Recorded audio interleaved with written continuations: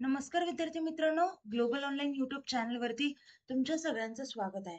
तर विद्यार्थी मित्रांनो, आजच्या व्हिडिओमध्ये आपण इंजिनिअरिंगसाठी बेस्ट कॉलेज कसं चूज करायचं, त्यासोबतच लो फीस पाहायची का गुड प्लेसमेंट आहे ते पाहायचं, प्लेसमेंट, फीस, फॅकल्टी यामध्ये सगळ्यात प्रायोरिटी कशाला द्यायची, या सर्व गोष्टी आपण आजच्या व्हिडिओमध्ये पाहणार आहोत. तर व्हिडिओ शेवटपर्यंत नक्की बघा आणि व्हिडिओला लाईक करा, चॅनलला सबस्क्राईब करा, म्हणजे नवीन अपडेटेड व्हिडिओ आपण अपलोड केल्यानंतर तुम्हाला त्याचं नोटिफिकेशन लगेच येईल.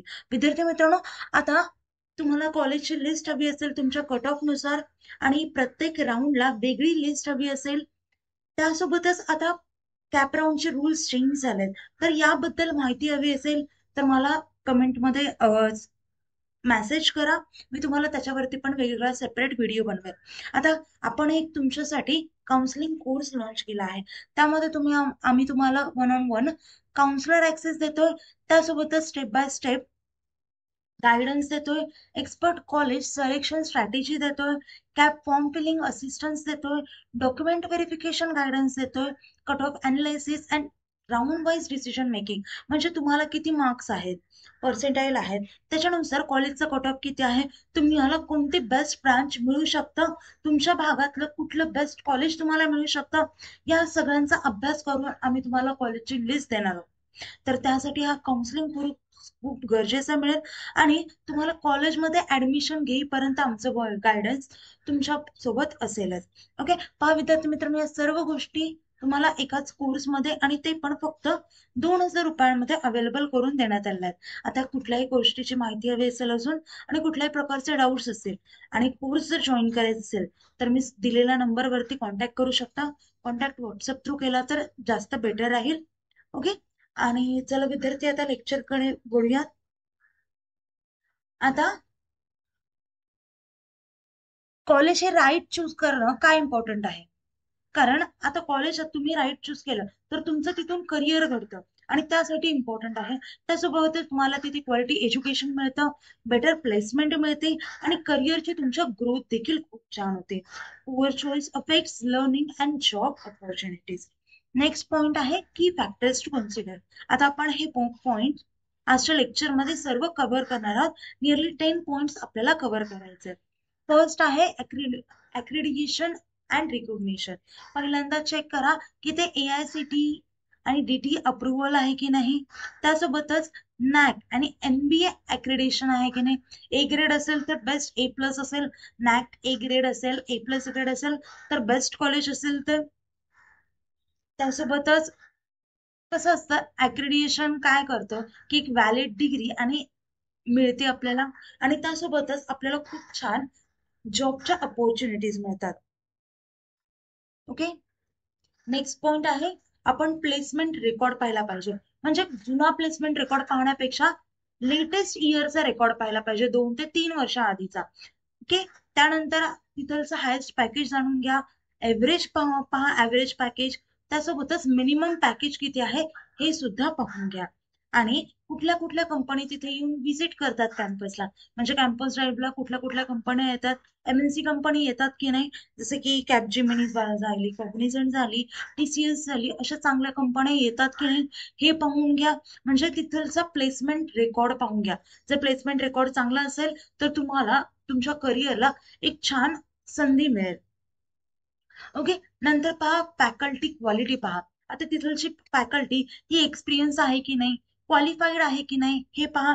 त्यासोबतच त्यांनी प्रॅक्टिकल कडे जास्त लक्ष देतात का थेअरीकडे लक्ष देतात हे पहा, कारण IT मध्ये प्रॅक्टिकल कडे जास्त लक्ष फोकस केलं जातं. जेव्हा आपण कंपनीमध्ये काम करायला जातो तेव्हा प्रॅक्टिकल नॉलेज वरती जास्त भर दिला जातो दॅन थेअरी पार्ट. ओके, त्यासोबतच industry experience teachers are better, म्हणजे ज्यांना इंडस्ट्री एक्सपिरियन्स आहे अशी फॅकल्टी असेल तर ती बेस्ट असेल.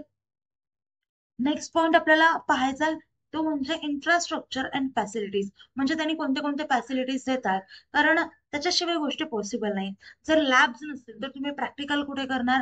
लायब्ररी अभ्यासासाठी हवी आहे, वायफाय हवाय, वर्कशॉप्स हव्यात आणि हॉस्टेल्स देखील हव्यात, कारण तुम्ही बऱ्याच दूर ठिकाणाहून आला असेल तर तिथे हॉस्टेलची सोय देखील असायला हवी. त्यासोबतच good environment supports better than learning.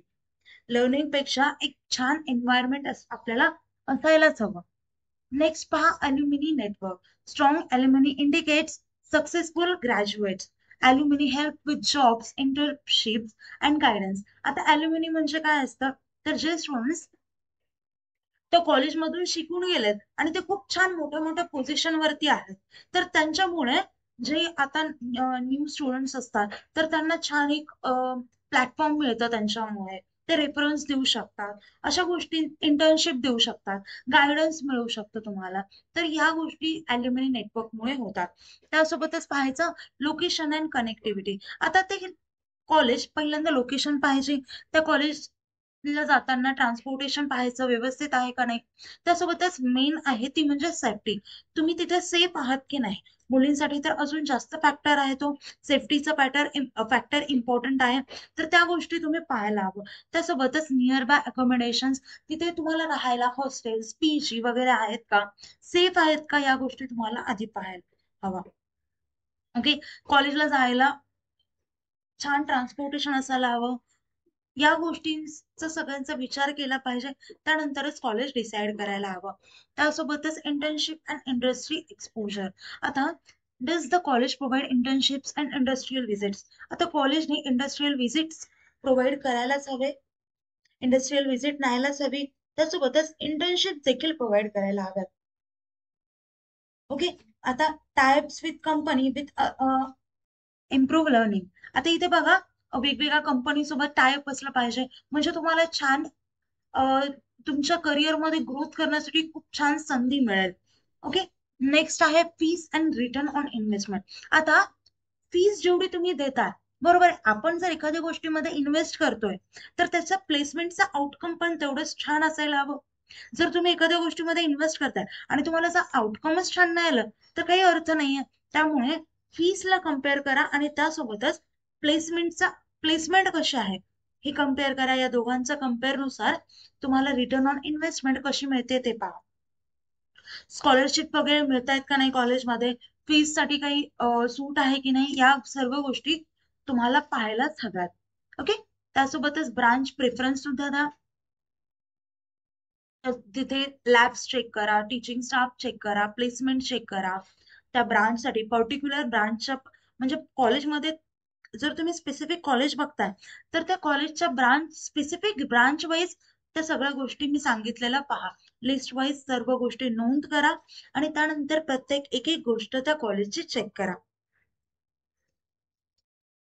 त्यासोबतच कॉलेजचं जर तुम्ही गुगलवरती नाव टाकलं, तर तुम्हाला बरेचसे रिव्ह्यूज येतात. युट्यूबवरती व्हिडिओज असतात, कोरावरती रिव्ह्यूज असतात. तर ते रिव्ह्यूज ऑनेस्ट असतात, सो ते रिव्ह्यूज वरून देखील अभ्यास करू शकता.